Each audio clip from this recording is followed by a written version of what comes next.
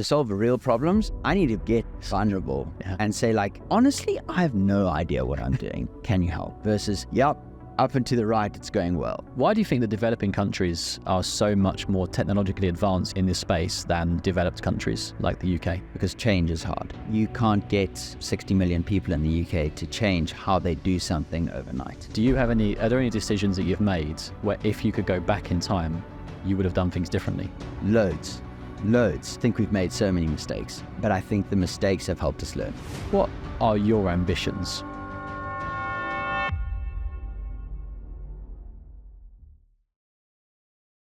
Simon, thank you so much for joining me on the show today. Thank you for having me, Jay. I'm looking forward to it. First time being in a fancy podcast room. Yeah, it looks good, and I'm hoping as well that we're going to have a great conversation. So I'm sure it's going to look and sound fantastic. But would you mind just introducing yourself? Maybe tell us where you grew up and what led you to starting a business. So I grew up in a small town called Nottingham Road in South Africa. It's about 2 hours north of Durban on the east coast. My folks were farmers. I went to university in the Western Cape at a university called Stellenbosch, and then moved over to London in 2015. Always had a little something in me that wanted to start a business, but I never really knew how. I tried multiple things. Most of them failed. And I kind of stumbled into what I'm doing now. Interesting. What were you working as then at first before starting the business? What was your... So I moved over here to do my CA, a chartered accountant, accountancy. So I moved over with Deloitte. It was great. We were the sort of guinea pigs for doing your South African CA, but in London. I'd never been to London. I arrived on the 2nd of Feb 2015. It was snowing. I'd done a bit of traveling before, but I'd never spent any time in London. And it was amazing. You kind of arrived and you felt the energy and the vibe of the city. The first thing I remember was everything is significantly more expensive.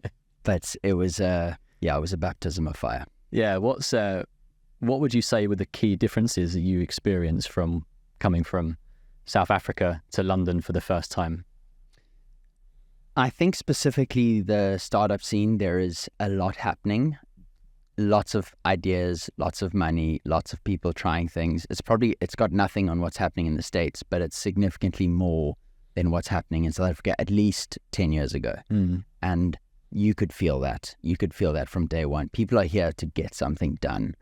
And I don't think there are many places in the world where that is the case. You can feel an energy about London. That isn't the case everywhere. Yeah, that's interesting because as somebody that has lived in London most of my life, not all, but most of my life, you kind of forget sometimes. And I'm having conversations with people at the moment about London in particular and saying, is it time to move?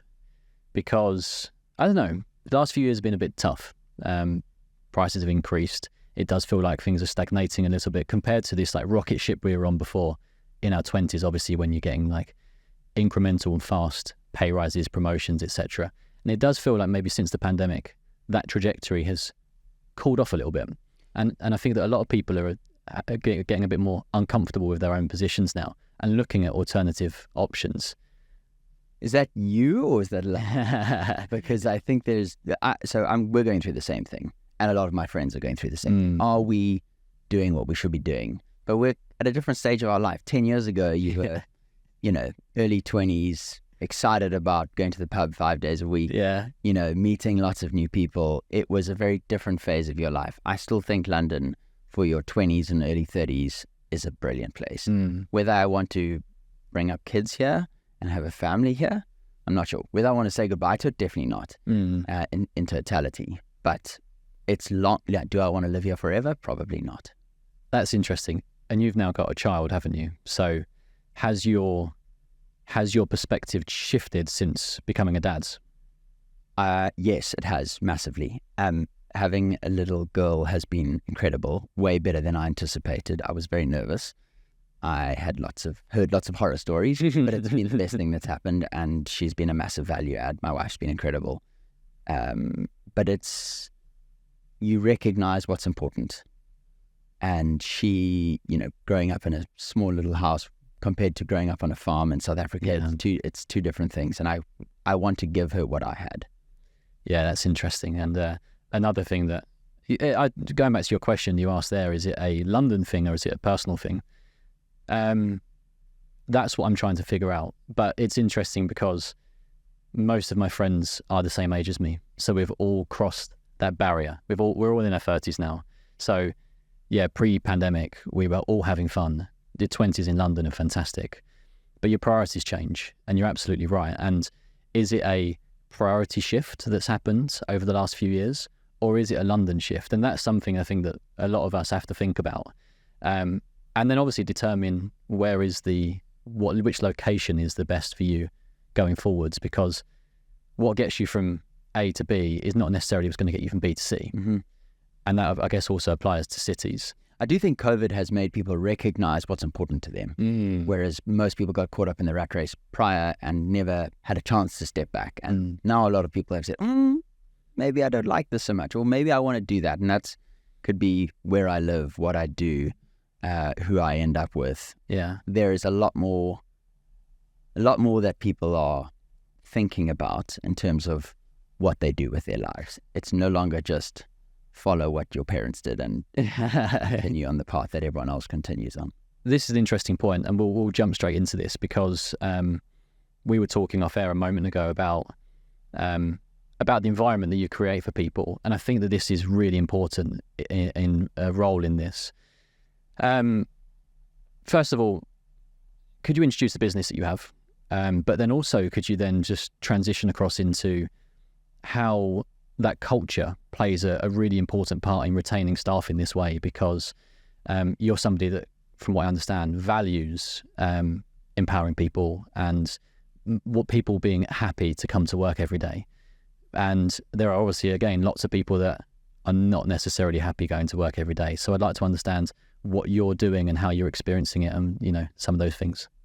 A couple of questions in there. So we run a business called GEM, which provides HR and employee benefits on WhatsApp. At its core, we help HR teams simplify their HR, reduce costs, and empower their workforce.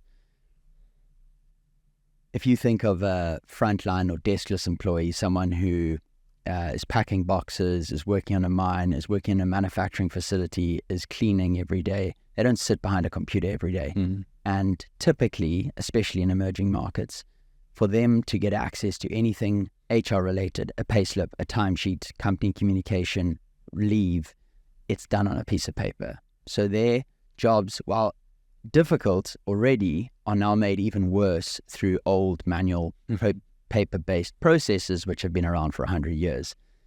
We digitize that using the simplest and most used communication tool in the world, WhatsApp.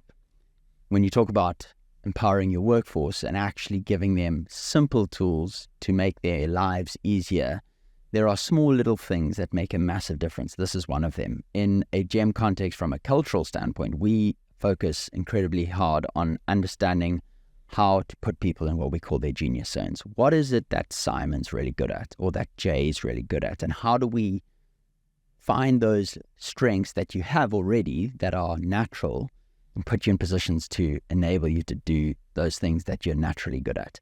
If I was employing you, I would, why is your employer not doing a podcast? Like, why are you not running their podcast as an example? Mm-hmm. Because clearly you have got something here that others may not recognize. I'm not sure if I'm allowed to say that or not. No, absolutely. It's something that I was speaking about on the episodes about me. And following that episode, I actually went into work and I had a conversation with my, I guess you call them my boss, my team, the people that are sort of like in charge of my development, my management. And they were asking me questions about what I do in my role. And I said, actually, I think that we're asking the wrong question. Why are you not asking about what I enjoy, what I'm good at, what I feel that I'm good at? And you tell me what you think that I'm good at. And let's start from there. And let's lean into those things, because we don't have those conversations often enough. What we often say are things like, here is your job description and how do you do it? These are the roles and responsibilities I want you to do. And that may be what somebody absolutely detests. And then eventually they're just going to be bored at work and eventually probably leave. It's both like two-sided. You've got to make sure that your people are doing what they love, but there's a job to be done. So you need to make sure you're hiring people to do things that they love. So if you're in the wrong, there is someone who's trying to like organize an organization, it's very difficult when you find out that you've got someone who's in the wrong role and there isn't a role available in their genius zone. How do you have that conversation? That's really difficult because either they figure it out for themselves in 12 months and leave anyways, or you say, hey, I think this is not right for you, not because you're incompetent, but because you're better suited doing this specific thing where there is a need for it. And right here, or at this place, there isn't. And I think if we could all find areas that we excelled in roles we excelled in at companies that valued those things, the world would be a much better place. 100%.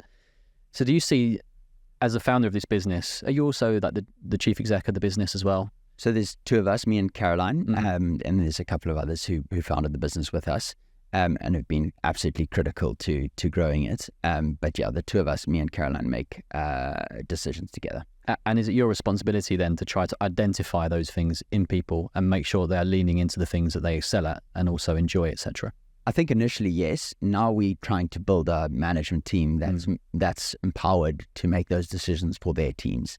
So we've got to make sure that, for example, Chris Hellman is our commercial director. He leads our sales team, and he needs to make sure that everyone in his sales team is in roles where they're thriving. And if they're not, how does he either find them a better role or find them a better role elsewhere? And we, one of the core principles we have as a business is people matter. And that means when you come in, we make it very clear up front, we're a high-performance sports team. We're not a family. We're here to get a job done. But we're going to look after you, and we're going to do everything in our power to make you thrive. But if thriving means not being a gem, we will tell you. Interesting. And that's a hard conversation to have, right? It is, and we've had to have that. We've had to have that conversation a number of times. If you aren't mature enough to understand that we're actually coming from a good place, it goes down like a lead balloon. But most times, if you've built a strong relationship, it comes across and is great. And one of the things we do when we exit someone is we offer them, hey, would you like to do a Clifton Strengths test? So we then go and say, if we haven't done one already, let's do a psychometric assessment. We think your strengths are here, but we would like to make sure we're right. And so we get a psychometric assessment in and say, for your next role, I think you need to be focusing in these areas. And here are 3 employers that we have relationships with that we'd love to put you in touch with. And we try and find someone a better role, not because it's good for us, but because it's good for them. And good for them long-term will be good for us, where it's a win-win. Leaving a lasting impression on somebody, a positive one. Where does this come from? Where does this desire to... Is it something you learn in one of your previous jobs? Is it something that you learn, or is it something you just care about a lot, making sure that you're looking after people properly? Good question. I think I hadn't been given something where I was able to thrive. Or not, the way I've said that is terrible. I never found what I was able to thrive in until now. And when I've started thriving in my own, I'm excited about work every day. I have lots of energy. This is a problem I love solving. It's changed who I am and what I do. And that's not because I'm smart or because I'm hardworking. That's because I've just found something that I enjoy doing. If everyone else found what they enjoyed doing and they could feel like I feel, well, I think that would be a great outcome. And I've seen it happen with many of my friends, those that find new roles where, they start thriving. They become different people, whether it's starting a business or working just in a great company under a great manager in a role that suits them. They become different people. Their shoulders are back. They're smiling more. They're enjoying their life. And I think finding those things that you're really good at, it's hard to do, but if you can get it right, that's ultimately what we all want. Yeah. Particularly when you have to go to work for 8 hours a day, 5 days a week. Like, you spend more time at work than you do with your partner at home, for example. So you have to really enjoy what you're doing and where you're doing it. But you said something earlier on, which was people matter. And this isn't just internal, but the business that you've created is also putting people at the center of the business. You're identified a cohort of people who are lacking some quite essential, but what we would consider in a corporate workspace, normal, things to receive, like your payslip online and those sorts of things. And then you've decided to then identify that and then find the solution for it. And I'm guessing that's something that's innate within you, like prioritizing other people, making sure that other people have everything that they need to be able to thrive in whatever they do, or at least worry less about things in our lives. We're trying to build this brand, and we want to make sure that people understand, and what they see externally is what happens both internally and at a product level. So we always say human first, tech second. Although we're a tech company, we need to make sure that you're really getting an amazing experience. We focus on the human, and it's why we spend a lot of time in person with our customers. Our ultimate end customer is typically a low-income employee in South Africa who may be working on a mine, or maybe working at a manufacturing facility, or as a security guard. No one's ever spent the time to understand what are these people's problems and how can we solve them. And we go and spend a lot of time in person, deeply understanding their problems, and then the employers who serve them or employ them, and how we can help them. And I think that's this people matter piece, which is, you're not here to just throw some technology down someone and say, use this thing. It's very much, how can we empower you to empower your own workforce? Because your workforce also has innate talent that, if you unlocked, would be 10 times more effective. But getting that right and changing the mindset is difficult. And I think a lot of people, through probably a ton of battle scars, don't feel that way. Yeah. So when did you identify there was an opportunity here, and then also identify that there was an opportunity not only to help people, but to make a business from it? I came across the idea. It was WageStream. WageStream here in the UK was raising their Series A. A friend of mine worked at Balderton Capital. She told me, I've got this great deal. They know that everyone's working on it. And what they did was give employees access to a portion of their salary before the end of the month. And that's what earned wage access is. And I thought, that's brilliant. Is it in South Africa? I know everyone needs access to cash always. And it wasn't at the time. This was halfway through 2019. I thought, this will be really easy. I've got this, we can build this really simple tech solution, completely naive to the complexity behind building it, and thought, let's just launch this thing and go. I'll help raise some capital because I'd done a bit of that before. Again, naive to the complexity of that. And we set off to start, and the first couple of transactions was the guys we had started the business with, Nick and Alex, their parents' 3-person employer. And the first 3 employees, in the first month, 2 of the 3 decided they would like a transaction. And we WhatsApped them, and they said, yes, I would like 300 Rand. And I paid them 300 Rand out of my Standard Bank student achiever account. Really? And that was, I paid them myself. And I thought, guys, we've got a business here. There's, we had 3 people and 2 people wanted it. I think we have something. And that was really the start. We didn't even have an entity at that point. So that was, okay, maybe there's something here. So we had 3 transactions in our first month. Very exciting. Total of, I think it was 9 Rand revenue or something, or whatever it was. But it was revenue generating. From day one. From day one. 7 in month 2, over 100% month and month. But you started to quite quickly realize that at the employee level, there was something we could solve for. Because there was a deep need for access to a better mechanism to access cash. That's, again, something that we don't often see in the UK, which is this sort of like, you get paid once a month, but often bills and your cash flows happen all the way throughout that month. So, and the solution that you found there was to essentially forward pay them. So that in the example that you used there, which was your friend's parents, you knew that they would pay you at the end of the month, but you just essentially forward dated some payments to these employees, knowing that would come back to you at the end of the month from the business. So you're swapping out consumer credit risk with corporate credit risk. So consumer credit risk, and I was on the train yesterday and I saw an advert, get a personal loan, 60% APR. Crazy. But that's it, plastered on the tube in the UK. And I thought, that's crazy. There's got to be a better solution. Giving people access to what is rightly theirs. Why do we have a 30-day payment? Yeah, I don't know. Traditional. Why? Right? Because it was too complicated 100 years ago to do payroll every day because you had to wait in a line to get cash. Now it's, 100 years on and the whole world is designed around a 30-day system but that's old school. And why, if I've worked for 5 days, can't I access any of those 5 days of money? That's mine.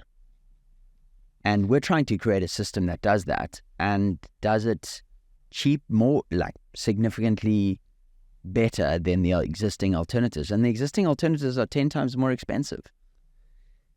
Is that right? It's literally 10 times more expensive to set up a process where you get paid more frequently? No, sorry. So in South Africa, in the South African context, if you need 500 Rand right now and you're a deskless or frontline employee, typically you don't have access to great credits. You don't have a credit record. The only option you have is your employer, which is going to take 5 days. You've got to find them.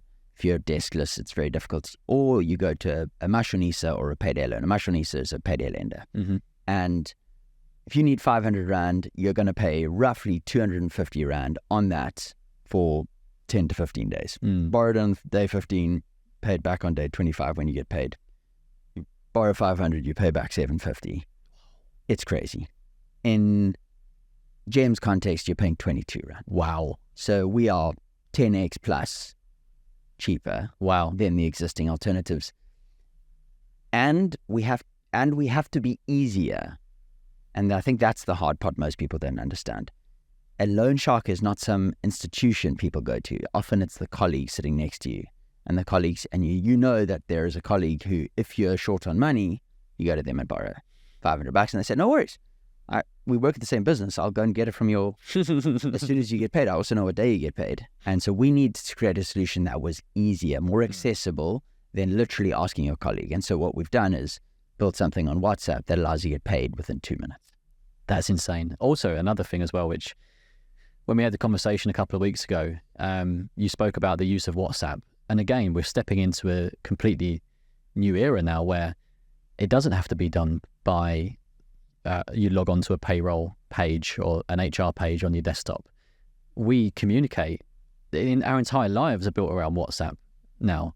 Why on earth can't some very simple solutions also be on WhatsApp? And do you think that that's a growth area for the UK as well, that as we move forwards, WhatsApp will be used more frequently by businesses, by banks and those sorts of things? You're seeing it in countries like South Africa, some countries like Mexico, where WhatsApp is now where everything is done. As a great example, in Mexico, you can apply for your new driver's license on WhatsApp. Really? You can apply for your passport on WhatsApp. You can do 515 different government applications on WhatsApp. And in South Africa, you get your boarding pass on WhatsApp when you fly. We all use WhatsApp way more than it will become the platform that everyone does everything on. This morning, I put out a LinkedIn post. There are 100 billion messages a day on WhatsApp. It's 50 petabytes. I didn't even know what that meant. I don't know what that means. It means it's the equivalent of listening to, if a song is 5 megabytes, it's equivalent to listening to music for 57,000 years. Is the amount of music, the amount of space that WhatsApp messages are taking up just on a daily basis. Wow. But not by Americans. Not by Americans, but it's coming. But it's coming. And there's a huge thesis, especially in the VC community, of interested folks recognizing the power of WhatsApp. Yeah. For a company that's based out of America or Meta. Yeah, when I meet Americans when I'm traveling, often, 5 years ago, they would say, oh no, I use Apple Messenger. But now, more and more frequently, they also have WhatsApp. So it's growing. When I was away a little while ago, we were on a WhatsApp group together. one of my investors, Sasha Koletsky, he is the advocate for WhatsApp creators, and he has built a real community. We've got a WhatsApp group of communities. Interestingly, he started it on Slack, and I said, Okay. why are you doing this on Slack if you're focused on WhatsApp? Anyways, probably 200 plus businesses now that I'm on a group with, all building on top of WhatsApp. Wow. All different types of solutions. One of our CMO who's been working with us has now built out a solution for eventing. When you go to an event, why do you get an email? Let's just get a WhatsApp and get the floor plans and get It's just like unbelievable. so much sense. And he's built out an incredible solution around that. I think the use cases are endless. Like, meet people where they are. Yeah. Simple example earlier on, boarding pass. I don't want to have to scroll through my emails, which are full of spam, by the way. Like, at least I know that my WhatsApps only contain the information I want in there, the conversations I want. So if on the day of my flight, EasyJet, for example, dumps me a message that says, here's your boarding pass, it's right at the top. And then I'm not scrolling through emails when I get to the gate or whatever trying to find it. That is literally what Safe does in South Africa. 24 hours before you said you're ready to check in, you say check in, 1, yes. And then 2 hours before your flight, they deliver your boarding pass on WhatsApp. You're literally on your way to the airport. There's my boarding pass. This is mind-blowing. Why do you think that developing countries are so much more technologically advanced in this space than developed countries like the UK? Because change is hard. You can't get 60 million people in the UK to change how they do something overnight. We've had to go there because there wasn't an existing alternative. Sure, okay. And, if you think about why are checks still used in America? The reality is change is hard and it's inevitable, but getting people to change anything is difficult. Which is interesting because change might be difficult, but everybody's using it. It's not like you're asking them to sign up to a new piece of software. The people are already there. So all you're doing is creating a solution that just moves the existing line of communication to a different one. For the consumer. But the consumer is not where the change is hard. Yeah. The business is where the change is hard. So I need to go to British Airways or to EasyJet and convince some executive that WhatsApp is the way forward and that everyone will adopt this. Now, that could be an 18-month sales cycle before we've even started. And then we've got to build it out and test it. It's probably 3 or 4 years before that's in the hands of the consumer. The consumer, me and you, and if you go to Stansted or Gatwick and ask all EasyJet, they want it on WhatsApp. Yeah. But the business hasn't recognized that yet. Yeah, it will come, I'm sure. Is this the first company that you've built? Yes. Yes. I've started a few other companies. So we started a property company called Nutbrook, which still operates today in 2 different fashions. One is a sort of residential developer now in Southwest London, run by my brother and a guy called Mark Barakis. I'm very lightly involved there, and they've built a brilliant property business, but we started that in July 2019. We also do some stuff up north with some partners around hospitality, so pubs and hotels. I'd tried to start many other little businesses that failed. Green Mamba, it was a recruitment business in South Africa. Flamingo Socks with Hobo, which we ordered a bunch of socks from China, never sold them. I tried to do something on Amazon. I tried to sell battery packs. There was a number of ideas that, frankly, I think were okay ideas. I just never persisted. And this is the first business that you have persisted? Yes. What was the key difference then for this business? Scalability, so that there is real scale behind what we're doing, and having the right partner. So someone else who I knew we could get through the really tough times with, and was committed to this, to say we're all in on this. I think until you decide you're all in, you can, all the other businesses, I'd never gone all in. It was on the side. We could fall back on our jobs, our corporate jobs, could fall back on the salary. As soon as the first hurdle hit, you thought, just go back to getting that monthly salary, carrying on. So I think it's persistence and the right partner. And is it Caroline? Is that the name? Can you take us back to those initial conversations when you were like, I think we've got a really good idea here? But then how did that evolve to then you starting the business? Like every business, very messy. And I think that's probably a good learning for anyone listening. I think everyone thinks these things happen and all of it was very much not a straight line. Idea was July 2019. I pitched the idea to a couple of friends who were building another business. They said, regulatory risk. They came up with a whole host of ideas. I pitched it to two others. They weren't interested. Eventually, I took it to a friend, Nick Platt, who was moving back to South Africa at the time. And I said, why don't you go and set this thing up? And he thought, great idea. And we went and we spoke to our parents, and we kind of thought, why don't we give this a go?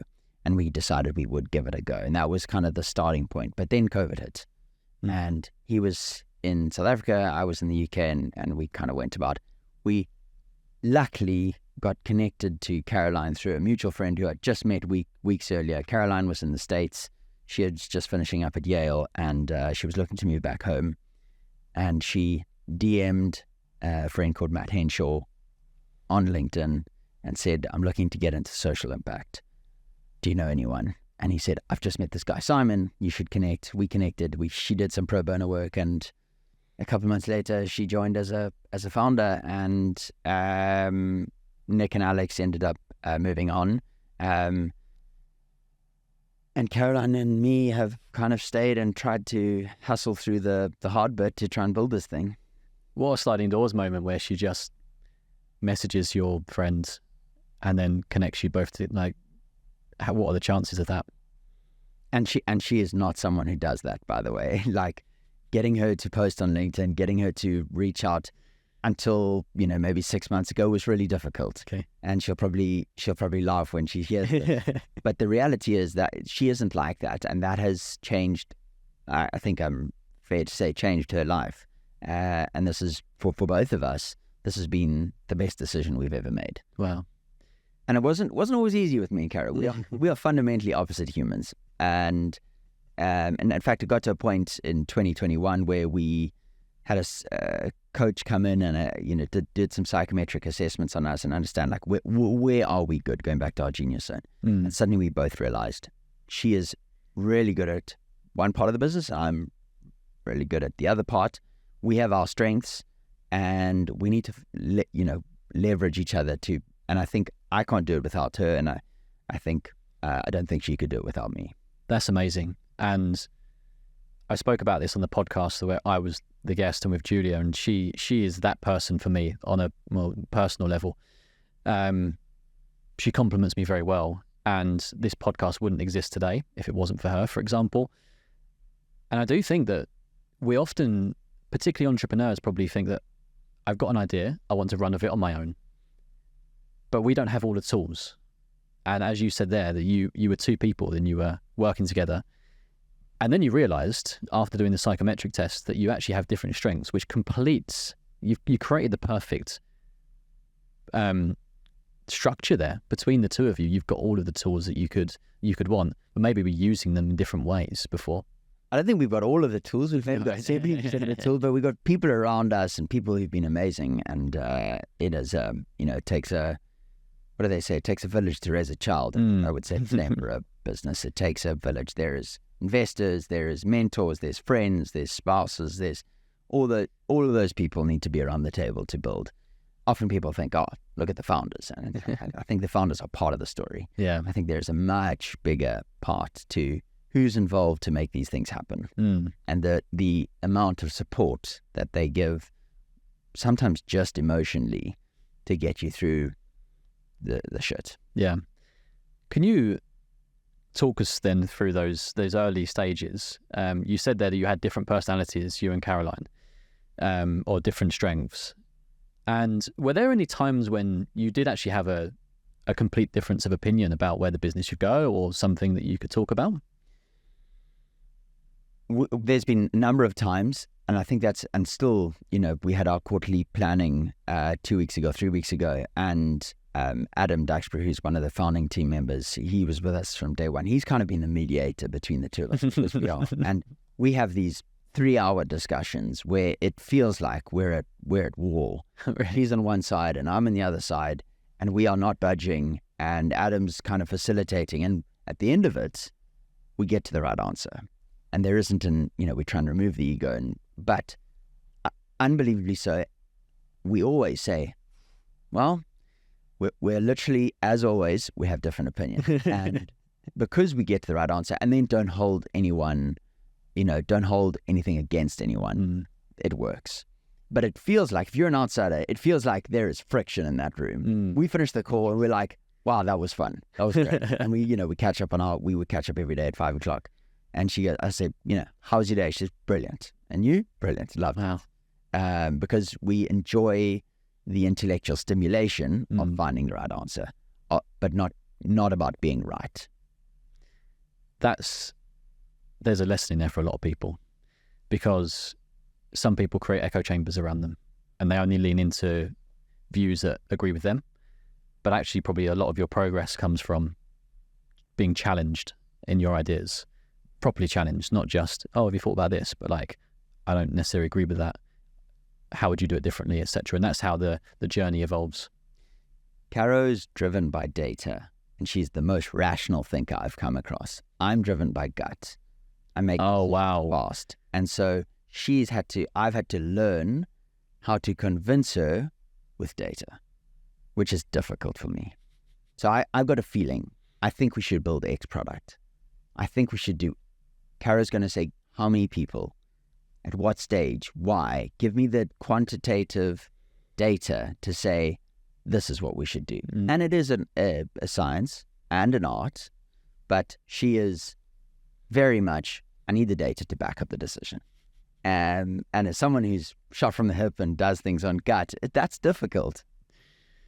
Yeah, I'm more like her. Okay, great. And a very analytical. She's maybe a bit too much like me too in that respect. I don't think that, maybe it's like a risk aversion that we both have, where we don't want to shoot from the hip. It's something that I wish I had, because I think that it's a skill that would really complement what I do have, but it would also detract from what I think is a skill set there. That's why, again, going back to having a partnership is so important. The most well-known example is Steve Wozniak and Steve Jobs. Apple wouldn't be where it is today without those two characters, which are completely opposite personalities. You've got a real salesperson and a real sort of like not data, but engineering background and mind. Yeah. But and everyone knows, is well documented, that the way that Steve Jobs came across sometimes was a bit harsh, etc. But he was crucial to the growth of that business. And Steve Wozniak, I'm sure, wouldn't have been where he is today without him. Completely. The problem with sometimes people that have a lot of data or use data to make decisions is they never get 100% comfortable. And I strongly believe you'll never get 100% comfortable with any decision. And so, whether it's marrying your partner or having a kid or starting a business, you need to get a 70 or 80% confidence and then pull the trigger. And one of the things I strongly believe is you need to be able to make prompt decisions and then change direction if required, rather than no decision. And that applies again across the spectrum. Make a decision and then go for it and change as necessary. But don't sit there without making a decision, because that in itself is a decision. Are there any decisions that you've made where, if you could go back in time, you would have done things differently? Loads. I think we've made so many mistakes. But I think the mistakes have helped us learn. And I read every book, I listen to every podcast, I still do. And I get very frustrated with myself, 6 months later, when I make a decision and then come back and think, how did I miss that? And frankly, I actually don't think I could have without going through it. So doing is the best form of learning, in my opinion, because it's the only way you truly learn something. Yeah. I can watch someone making a scrambled egg and think that's easy, but until I make a scrambled egg, will I learn how to do it? Yeah. This is building on something that you said earlier on, but when I asked you about the businesses, have you created businesses before? And you said, no, I've had a number of ideas that have failed or whatever. But again, this comes into that, which is the perseverance to be able to say, I'm not going to let the failure or the making mistakes knock me back. I'm going to learn from it, move forwards. And I think that maybe that's a big differentiator between people in America and people in the United Kingdom. I think that there is more of a risk aversion in the UK. If you make a mistake, people often around you might say, "Oh, I told you so. You know, don't do that again. Go back to your corporate job," for example. In America, there's actually I'm pretty sure there's a venture capitalist who says that I won't actually invest any money into a person or a business unless the founder has made a series of mistakes, because I don't want to be the first mistake. You know, there are going to be mistakes that you make. Learning from them, getting them out of the way to go forwards, but it takes a lot of resilience. Have there been any times in your business where you have considered discontinuing, just saying, you know, we're done now, it's too much? Many. Frankly, probably 4 or 5 times where you've asked the same. But to go back to your comment around making mistakes, bringing up Grace, my little daughter, we have this interesting, you know, she's about to walk off a ledge, but the ledge is, you know, this high. What do? Do you stop her or do you let her make the mistake and learn? And you can apply that in so many different examples. Unless it's going to be life-threatening, she needs to learn. She needs to make the mistakes, because otherwise, when the consequences are higher, or the cost of making that mistake is higher, she's going to make a bigger and worse mistake. So she's got to learn for herself, and the only way you learn is by doing.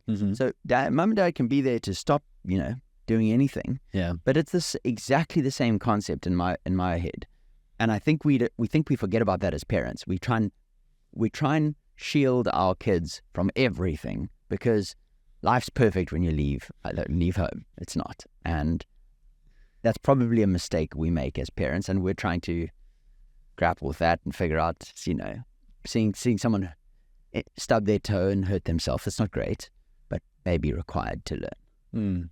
They won't make the same mistake again. And it's you know, you don't want your kids going near fire, but if they put their hand too close to the fire, they will know it's hot and pull it away, and they won't go too close to that again in the future. But at the whole time, if you're just, the moment they get within 5 meters of it, pulling them away, how would they ever learn? Exactly. And you know, unfortunately, in business, this is exactly the same thing. So we're gonna look back in a year's time and think, oh, why did we decide the, you know, X, Y, and Z, and we needed to go through it. Obviously, we want to limit the amount of mistakes we make, and that's why we've got advisors, and typically those people have done it before, not read the books that say it, and actually have been. They've got the war scars. They don't give you advice; they give you experience shares. Yeah. When we did this and we tried X, this is what happened, versus this is what you need to do. Do you have advisors for your company, or have you had mentors in the past that have sort of played that role? A lot of informal advisors and mentors. We had an advisory board, which was a little bit too formal. I've got a number of mentors and advisors, people I lean on for advice in different topics, and I think those have been instrumental to me. The only way I can let those happen is if I'm open and vulnerable with it. Because an advisory board, we had, you know, an advisory, which was amazing, but it was all of these top dogs, these people who frankly made me feel like, and you arrive there and I need to impress them. That's no way to solve a problem. To solve real problems, I need to get vulnerable and say, like, honestly, I have no idea what I'm doing. Can you help? Versus, yep, up and to the right, it's going well. And that's the difference, I think, between a real advisor, someone who you can open up and say, hey, I honestly have never gone through this and I don't know what I'm doing. P.S. The first word in that sentence that we just, you know, looked at, I don't even know how to spell that. That takes a lot of humility to be able to do that. I think that there will be a number of founders out there who probably want to be like, yeah, you know, under my stewardship, this business has grown X by X by X every year. But actually, what did you learn from that? No one knows what they're doing. Actually, if you go to the, I would love to have been in a room with Steve Jobs and get him to be vulnerable. At the peak of his career, I doubt he knew what he was doing. He had a good idea, he had a vision, he was clear about where he was going. But when he was confronted with, should we do this 30-second, you know, advert? He's going to say, I don't know. And the more and more I get to know the really successful people, the ones who've built these big businesses, they also don't know what they're doing. And it's such a breath of fresh air when someone who's been successful opens up and says, honestly, I didn't know what I was doing. And like, here's how I decided to make the decision of what we tried to do, which was very practical, but no one was born knowing what to do. And I think when you recognize that everyone's just figuring it out, so there was some famous quote about figuring it, everyone is figuring it out. Yeah, figuring it out as you go along. And I appreciate you being open about this as well, because I think this is the first time on this podcast that someone's really actually said that, which is, and particularly as well, you can say other founders that I've been close to and listened to, they've also said the same, because I think that there is this illusion that all these very successful people have got their shit figured out. They really know what they're doing, and how are they different to me? But they're not. They're a human. They're making mistakes too. They're still getting upset about things. They're still having moments where they're experiencing burnout or sometimes mental breakdowns and stuff, that sort of thing. But everyone has their own problems. But you do look at them on this ivory tower and say, oh, that person's perfect. And, they are just so far away from where I am today. Sometimes they can be the case where they're still far away, but they're still figuring it out. And I think we are, someone's going to look at you very soon, if they don't already, and say, how? You've got this whole thing waxed, this podcast. Unbelievable. Did you just wake up and know how to do it one day?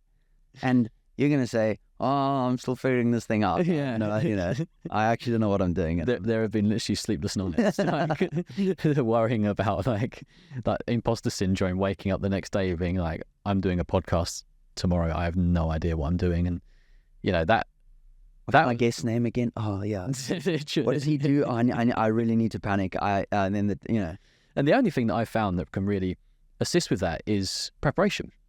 For me, preparation is so important. Like today, for example, I was here half an hour before, making sure the room was set up. First impressions are important, very important to me, but I'm also a bit of a perfectionist, which I think also holds me back in a lot of areas, but also means that I go in very well prepared into everything that I do, into client meetings, into the podcast. And also I then spend a lot of time in the editing phase to make sure that it sounds absolutely how I want it to. But that also takes up a lot of my personal life. That also means that it eats into the time that I spend with my girlfriend. The gym has just gone out the window, for example, which is actually a question I had written down for you, actually. So I will just segue slightly onto this now whilst I mention the gym. But are there any hobbies that you do and stuff outside of your work that you use to be able to keep you focused on to compartmentalize, I guess, your work life from your personal life? I'd say I'm pretty obsessive about work at the moment, but I exercise religiously every day. So I will do something every day. They say it's easier to exercise every day than it is 5 days a week, because 5 days a week you've still got the opportunity on Monday morning to say that's one of my 2 days off. So big believer in that, because that actually gives me energy. So that's one thing I kind of let go a bit in the beginning, and now is a non-negotiable, and that's either, running or cycling or gymming or something, or playing paddle or playing tennis or golf. Or sport for me it's my favorite thing to do. I absolutely love it. So if I get the opportunity to do it, I will do it. But I will make sure I put an hour in my diary to exercise every day.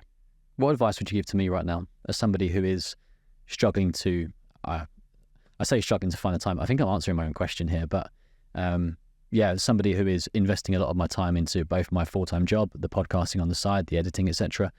How to get a routine back into my life, which includes the gym. From tomorrow, decide you're doing it every day. Something for X amount of time, 30 minutes a day that I've committed and scheduled in. I'm going to walk for 30 minutes. I don't count walking for 30 minutes as exercise, but I would schedule it in and say, that's in my diary. And I'm not allowed to go to bed without doing it. And then tell people about it, because then you're accountable. That's a good point. The accountability is so important. The more you speak about things, the more you feel the pressure. In today's world, in particular as well, where we care so much about what other people think, telling people and then making them hold you accountable. Like my best friend, Julia, for example, will do that for me. So are you going to exercise every day from tomorrow? I'm going to certainly go. But yeah, it's about it's the mindset shift, isn't it? And you are absolutely right. What time do you wake up every day? Because you text quite early. I'm awake at 5 every morning. Wow. South Africa starts at like 8 o'clock, not like the UK, which is sort of 9 o'clock, which is 7 o'clock here. And I'm always an early waker. I've always have been. I just like the morning. So yeah, I'm up at 5. This morning I set my alarm for 5:30, and I woke up at 4:45 without trying. And I just was like, okay, I'm awake now. So it's not because I just woke up and I make myself a coffee and then crack on. What do you do with those initial hours of the day? Love me an ice bath. Do you? So jumped, chucking. I do too. Ice bath. It's brilliant. What a way to wake up. Yeah, completely. Wake up straight in the ice bath. It's not really ice. I mean, it's cold. Yeah. It's not. It's and make a coffee, and then I start working. And I try and schedule my day, like actually what I'm going to do. Gone through 100 different iterations of how to be productive, like one thing or max 3 things, or set my intention for the day. One thing I have started doing is journaling, but I manifest every day, which I think a lot of people will find weird, but so be it. I write down the things I want to do, the things I want to do with my life, the things that I believe in. I write down, I have energy. I go positive. I go first. I am confident. I'm competent. I try and manifest the things that I am, but that I want to continue to portray. I'm kind. I'm generous. I'm loyal. I kind of write these things down to remind me what's important, what I value. And I just try and do it on one page, one small page. It takes me 10 minutes, but I've also got a sort of Notion page, which I read, which is a little bit of a weird thing, but something I find hugely valuable. Yeah, I also just want to take a moment to say that I've met you twice now, and those things that you've just described there, you've got a great understanding of who you are.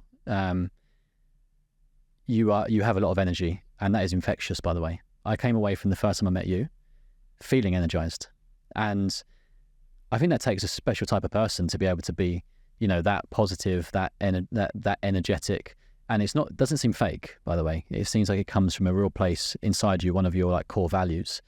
Very kind, you're very curious as well. When I first met you, we were talking about things, and we had a nice open conversation where you were asking questions about me, I was asking questions about you. You can tell that you care about other people, like wholeheartedly, I think. On the energy piece, I think that's like the thing that I love. It comes naturally, but I think that's so important. And I cannot work with people who have low energy. If you walk into the office with your shoulders down, I'm going to struggle. I will literally pull you aside and be like, what's up? I'm also very confrontational. Right. So I don't let anything lie. But yeah, curiosity is a big one. I started a blog called The Symptoms of Curiosity when I was traveling. And that was in 2014, so that's 10 years ago, which is kind of how I explored my curiosity. What are the things that interested me traveling the world? Are you still writing today? No. I'm only writing I would consider a couple of LinkedIn posts. Yeah. Unfortunately, I'd love to do some more writing. But LinkedIn, though, that is still writing. And I've started using LinkedIn more recently. I used to think that it was a place for recruiters and just full of recruiters. But there is a real ecosystem now on there between creators and founders that are creating something quite cool.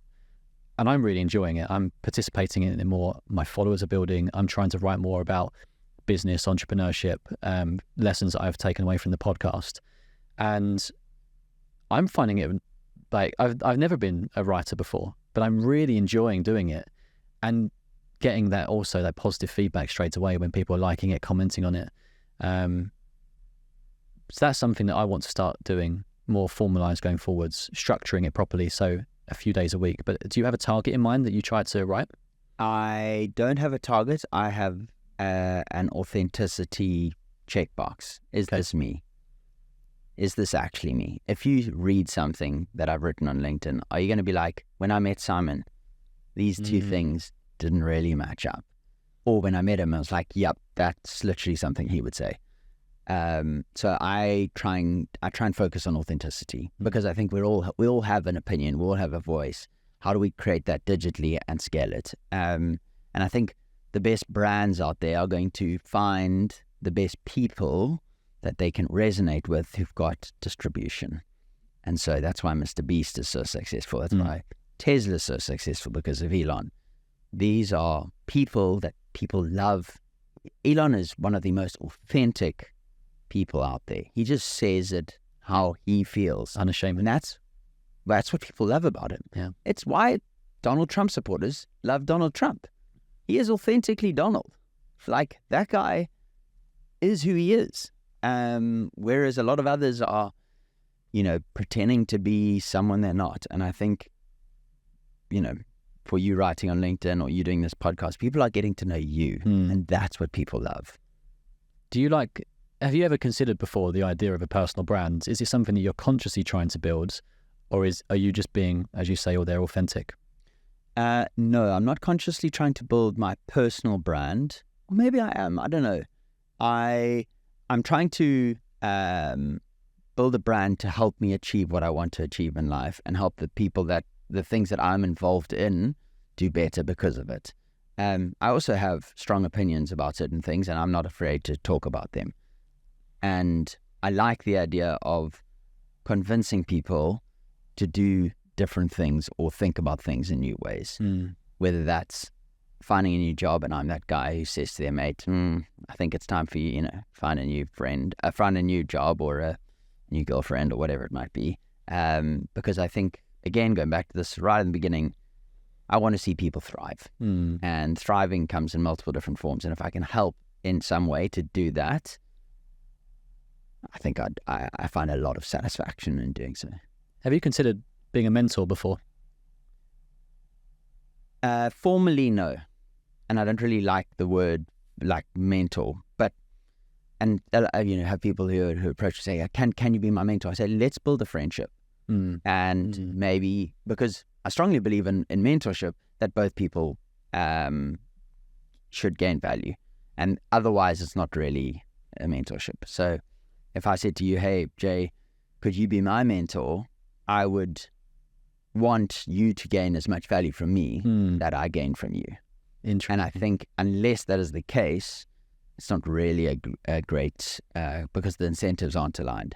Yeah. So you then building essentially a core group of people around you where you can have those conversations, and different people will fulfill different functions as a part of that. As a great example, I'm an advisor to a company called Huddle Education in South Africa now. They may get some advisory help from me, if you could call it that, but I get just as much from them. I work very closely with a guy called Dom, and Dom is an exceptional human. We jump on a call for an hour every couple of weeks, and I know that I'm going to get a ton of value from that call, and he knows he's going to get a ton of value in different ways from that call. But it is very much a reciprocal relationship. Yet I'm the one that's called the advisor, and I think that's absolute bullshit. Because maybe I would say I'm the sponge then, because I'm just learning.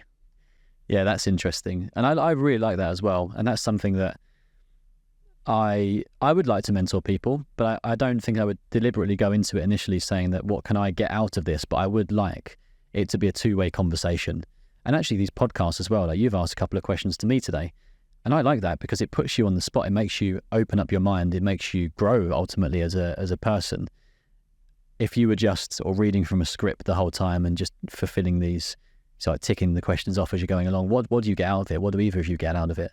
You can build a real intimate connection, conversation, and hopefully we both walk away from this today saying, oh, I learned something about myself or the other person that I can take away.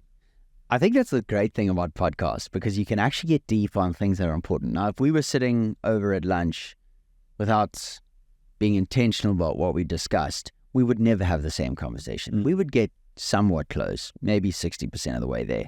But you get really deep and into, like, we are present.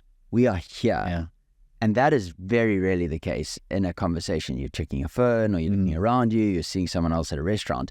We are here. There is nothing else that we can do in this room but talk to each other and be immersed in this conversation. I frankly have no idea how long this has been going on for. Not the slightest clue. The same. Because I'm here. And I think that is so cool. I'm just checking the time there because we do have a hard cutoff. So it was a good prompt actually but that was something that when Julia said to me when I was a guest, why do you think you're enjoying this so much?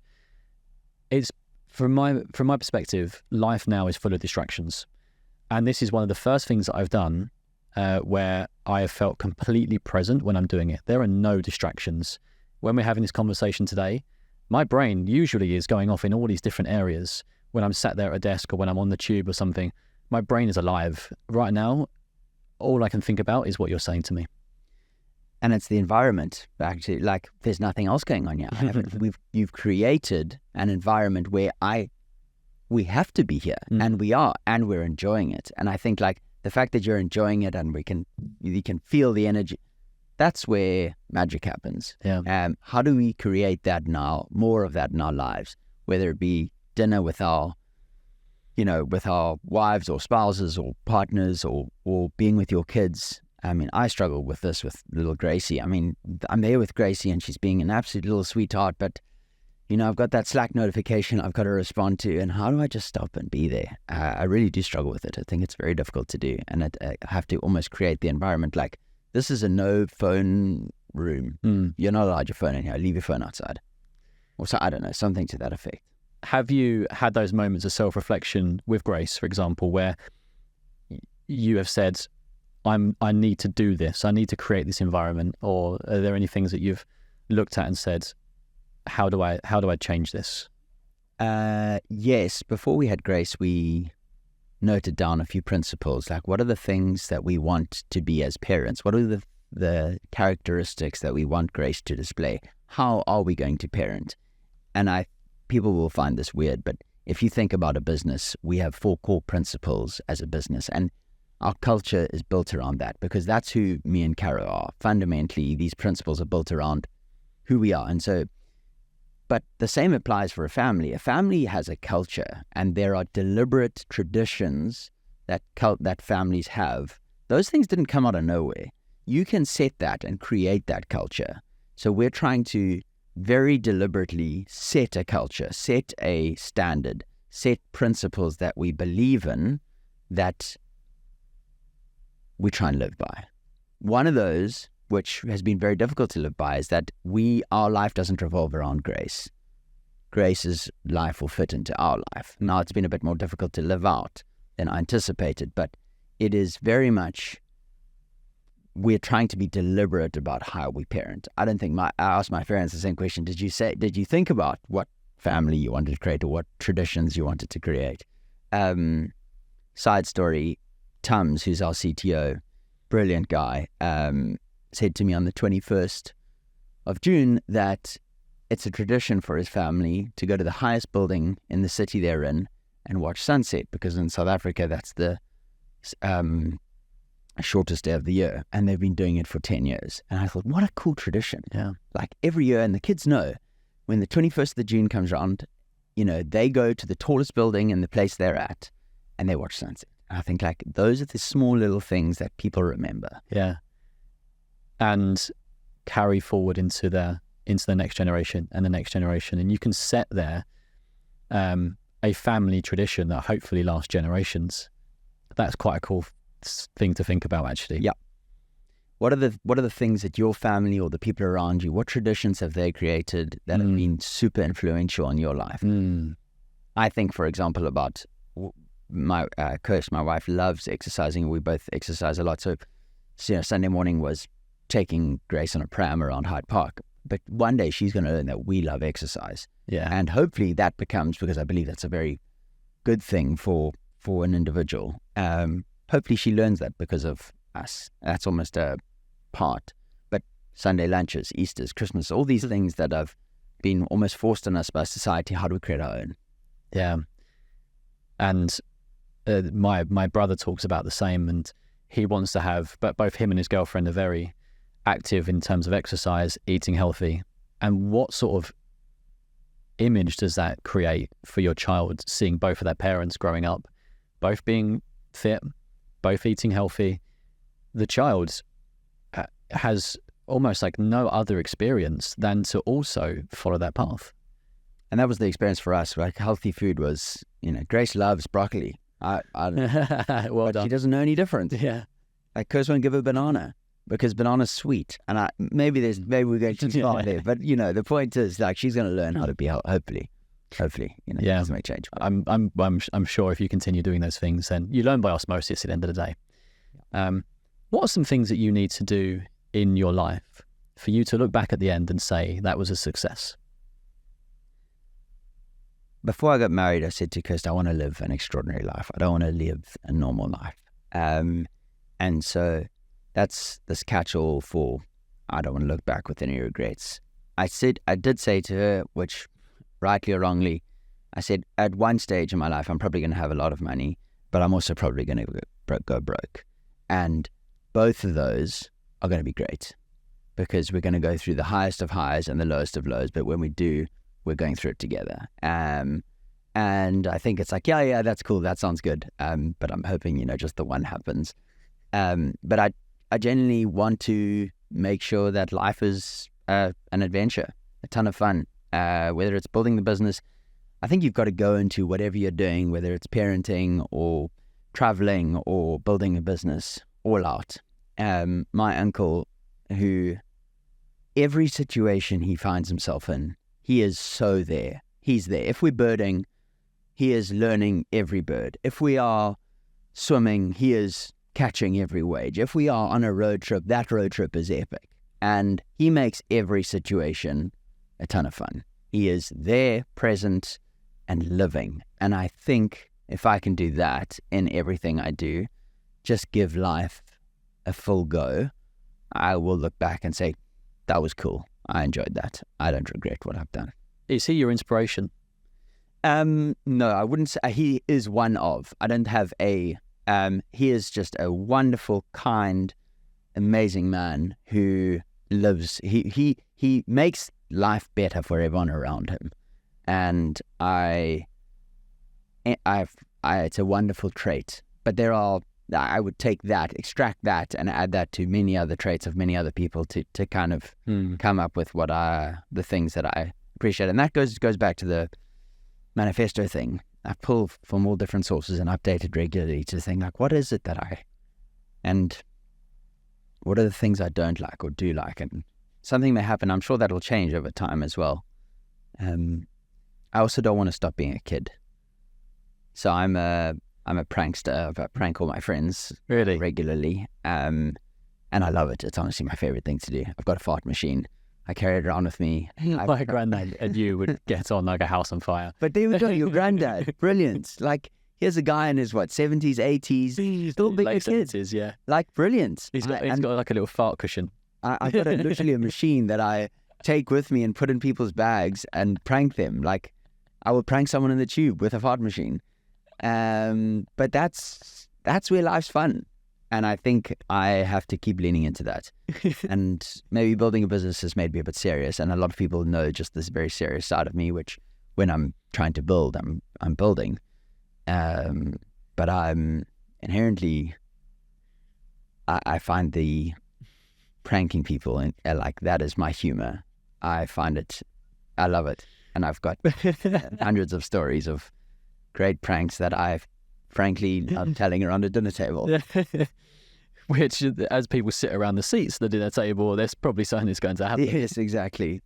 I honestly I remember my childhood actually growing up, and my granddad would have the boot of the car, and he had this, it was the end of a leg, like a prosthetic leg or something like that, but it was like a foot with like denim jeans around it, and he would have it hanging out the boot of the car. And I would just... but at that point, he must have been in his 40s or 50s. 50s, definitely, yeah. He'd been in his 50s and doing that. Love it. Just never grew up. And it's amazing that someone can just have that approach to life where... It's so good. He is so funny. I love my grandparents so much, and I'm so thankful for them to still be around. and they are so youthful. It's amazing. And what a blessing. Yeah, and particularly as well, they've got great grandchildren in the family now, which is lovely for them to experience as well. Before we finish up, the name of this podcast is Ambitious Minds. What are your ambitions, personally or professionally? You choose. Personally, I want to see everyone around me thrive in whatever it is that they're doing. I want them to look back on whatever it is that they do with pride, with joy, with a real sense of satisfaction. Professionally, at Gem, we've got an ambition to build a $100 million revenue business by 2030. That is what we are. That is what the whole team is going for. Just started getting a sort of business coach who tells me my ambitions aren't big enough, but let's start there for now. I truly hope we smash that. And then we'll see what's next. Yeah, that's interesting where your business coach says like dream bigger. He says, let's get there by 2027. I said, oh, really? Got a long way to go. But well, they say fail aiming high. Yes. So, you mentioned earlier on about books and podcasts that you listen to. Are there any that stick out as being quite influential in your journey, or that you'd recommend to somebody else? My favorite podcast is The Knowledge Project. Shane Parrish. I know Shane Parrish, yeah. He's got a great blog too. Great blog, Farnham Street. Yeah. I've been listening for a couple of years. It's mastering the best of what other people have already figured out. Oh, wow. And that's his line, and that's exactly how he would want to say it. It's brilliant. There's Ether Parole, who's a relationship, guru. There is Jim Lure, who's a professional sports coach. There is all sorts of wonderful people who are in their respective fields, brilliant at what they've done, and have spent many years learning and honing their skills, and they share about it. And he's brilliant. I love that podcast. I've genuinely listened to probably 80% of those episodes. Wow. And then from a book standpoint, super cliche, but the book that I give away the most is How to Win Friends and Influence People. Really? By Dale Carnegie. I read it when I was 25. I've probably given away 100 copies. It is the simplest book on how to be a good person and how to be better with others. Smile. Remember someone's name. Yeah. The basics. And this book has been around for a long time as well. I remember reading when I was probably like 16, 17, trying to figure out myself, trying to enter the world of business and wanted to understand how to be successful in doing that. But those are core principles that have just stood the test of time. And they will always, evergreen content. The world will always change, but around those principles. Those have been around since humans started. Yeah. That's, if you go back to Roman times or Socrates, there's a lot of wisdom. Human psychology, it's why history repeats itself. Human psychology has not changed and won't change. The things that make us feel good, the way that we interpret things are a factor of psychology. Yeah. What are your books? Which book would you recommend? This book is very personal to me, and I've discovered afterwards why. I took the Myers-Briggs test, and my score was INTJ. And I read Arnold Schwarzenegger's autobiography, and everything that he was saying in there resonated with me on so many different levels, and I loved the story. He is an amazing person, unreal, unbelievable. I mean, I just would recommend that everyone just buys it or downloads your book. Is his biography just Arnold Schwarzenegger? It's called Total Recall. Total Recall. And it goes back to his childhood, and it goes all the way through all the accomplishments he's made. He's also somebody that is he manifests and visualizes. It's such an important role in his life. Even when he was backstage at Mr. Olympia competitions, he knew what would be happening on the stage, the crowd cheering, the judges. He visualized it all. Everything. But this is a guy who emigrated to America, not speaking a word of English, He becomes a governor of California, the 7th largest economy in the world if it was stripped out. It's just like the guy, if he wasn't a foreigner in America, he would have been the president of the United States at some point too. He basically got to as big as you can get with the governor of California, outside of... It's incredible. I've watched the documentary. I haven't read the book, but it's, an amazing... He becomes an actor. Yeah. He gets good at one thing, decides I'm going to do something. It's incredible. Yeah, I would love to read the book Recall. Total Recall. Total Recall. He also just... People don't understand this side of him. They think that he went to America, was a bodybuilder and then an actor. No, he was an entrepreneur before that. He went to America, started a mail order business selling protein, became a millionaire independently, went into property development, became a millionaire independently. He is insane. If you want a business book, or if you want to read a book, if you're in a rut today and you want to read a book to how the fuck to get out of that situation, go and read Total Recall and you will get a kick up the arse, because you're like, these people are built different. And I need to be getting as close as I can to this person. Amazon will be getting a purchase. Yeah, I'll buy you a copy. How about that? Thank you. Done deal. That would be but I also recognise that when I loved that book so much, I also did the Myers-Briggs INTJ, famous people who are also INTJs. He was one of them, and I think that's the reason why it resonated with me. Interesting. So I will say that I don't expect everybody to enjoy this book. It's something that I love. Personal development, I love business, and this is somebody who's just encapsulated all of these things. Maybe that isn't for everyone. However, what an incredible human being. He is just so impressive. I also think that he also narrated the audiobook, which is, again, the book's like this thick. It's some accomplishment. Amazing to learn from people like that. Yeah. Who have it really difficult and actually make a success of themselves. Mindset thing. Yeah, his is all about mindset, and yeah, he's been a big influence on the way that I think, the way that I sort of carry myself. I wish I went to the gym as much as he did, but he's an inspiration. When I was in LA, I genuinely was going down to Gold's Gym trying to find him every day. Like, he trains there. Amazing. And I remember going to Muscle Beach and just being at this one day, and this was where, back in the day, I was named after him, Muscle Beach. No, I didn't know. Not sure. I want to say I might be wrong on that, but yeah, what an impressive guy. That would be the book that I would suggest.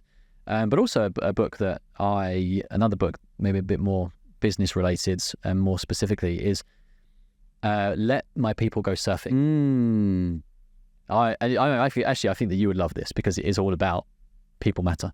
Patagonia. And Patagonia, yeah. He is, again, an incredible human being, first and foremost. And I love the fact that he hasn't sold that business off to anybody else. He's kept it in the family so that he can have full control, and that he doesn't have to be listening to shareholders, that there's no activists coming in to try to get rid of him as a CEO. He says, if there is a good surf today, we're shutting the shops. We're putting a sign on the door that says there's a good surf and the staff are going surfing, and that's how he wants people. He believes in people first, enjoy nature, and then treat people well, and they will be kind to you backwards. And he's created the most amazing business, and he's private. I love that. And I love Patagonia stuff. Same. Cool, man. Yeah, incredible.